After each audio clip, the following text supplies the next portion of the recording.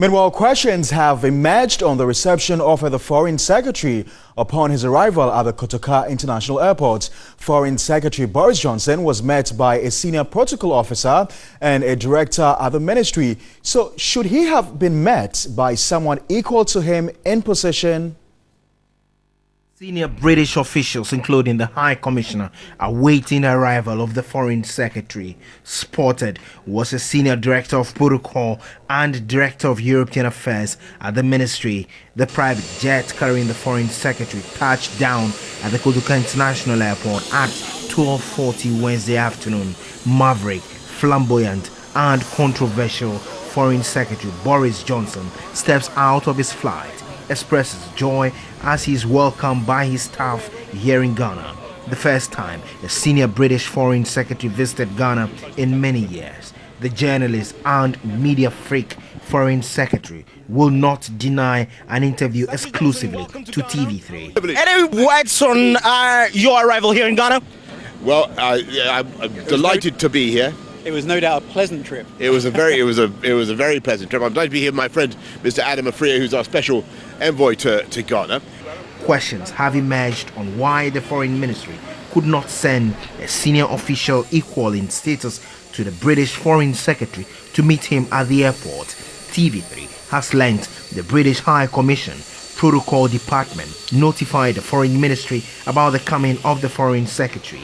The ministry only decides on who should meet Boris Johnson as the United Kingdom and Ghana commit to strengthening their relations after Brexit. What will be the posturing of Ghana and its foreign officials in dealing with the diplomatic community? On the phone the other day, but I want to congratulate him and the people of Ghana on their successful transition. A new government now is in place, and we're looking forward very much to deepening our friendship and our relations. Komla Kluche, TV3 News, Accra.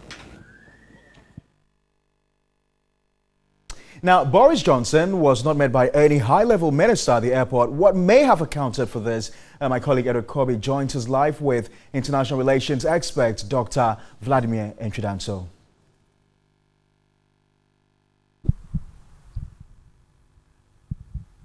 So the British Foreign Secretary was in the country and wasn't met by any high delegation official at the airport. Now, this has raised a number of concerns or questions.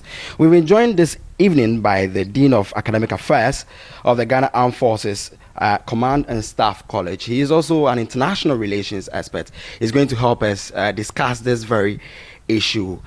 Doc, good evening and thanks for joining us on News 360. Good evening and good evening to your viewers. Cherished viewers. So first of all, what could have accounted for what we saw today? Well, it's not very understandable to me, but in actual fact, something must have happened. Such a high-profile officer coming from Britain would necessarily have been met by his counterpart. In diplomacy, monkeys play by their sizes. On the other hand, if there is something that made it impossible for such a meeting, some arrangements would have been made to take the official straight to the ministry or straight to the president. And I think in this case, he was taken straight away to the president. We need to find out what must have happened. In actual fact, he should have been met at the airport with a high-ranking official, veritably the minister. Was anything wrong with the fact that the Foreign Affairs Minister wasn't there to welcome his counterpart? Well, as I said, I wouldn't know what exactly was the situation, whether an arrangement was made, because, you see, in this world of today, a lot of things do happen. Perhaps his coming was not to be made that too public because of terrorism, because of whatever, I don't know yet. There is that possibility that something untoward must have happened, something which the ministry knew and we don't know must have happened. But in the ideal situation, the Minister for Foreign Affairs of this country, I mean, the country which is hosting such other counterpart, would have to meet him. It's not the vice president, it's not the president who meets such a person. So I'll be surprised if they didn't know, and if they knew and they didn't go, then that's too bad. Some will also argue, is anything wrong with the fact that you didn't have his counterpart welcoming him within the diplomatic circles? Is this something that the British government could take Ghana on? Well, if it is shown clearly that Ghana didn't want to see such a person, because seeing him would also send wrong signals to Ghana's very good friends. There's nothing wrong with that. But knowing Britain as a very good counterpart, I'm a little surprised. But let's know the facts first. And in diplomatic circles, when you do such to your counterpart elsewhere or another country, they either retaliate or they quickly make it known that they are not happy. If what we did is not, if the British are not happy with what we did, they would, before he leaves, leave a message.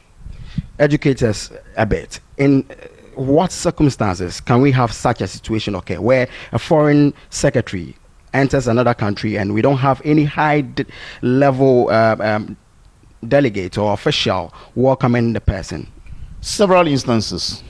If al-Bashir is coming to this country and we have said, okay, do come, there is the possibility that at the last minute, serious international players would call the president and say, hey, look, we are not happy. And then such treatment would be given. In another breath, if the country feels that his coming should be allowed, but then shouldn't be given a high-profile kind of thing, that's also, it's possible. In another sense, if you want to punish, say, let's assume that Britain has done something to Ghana for which we are not happy. There is a way of showing such a gesture to say that, look, I'm doing this because you did X to me the other time. So there are several instances where in diplomacy, it's like child's game, you know, you do me, I do you kind of thing. It's done always in diplomacy. But in this instance, as I'm saying, I don't know what must have caused, maybe miscommunication, maybe whatever it is, I don't know. Because we have very good relationship with Britain, and Boris Johnson coming, obviously, the fanfare would have been around. We're grateful for your time tonight on News 360. Dr. Vladimir Ntwidanso is the Dean of Academic Affairs at the Ghana Armed Forces Command and Staff College. Back to you in the studio, Pakwasi, to continue with the news. Much, Edward Kwabi, for those latest updates.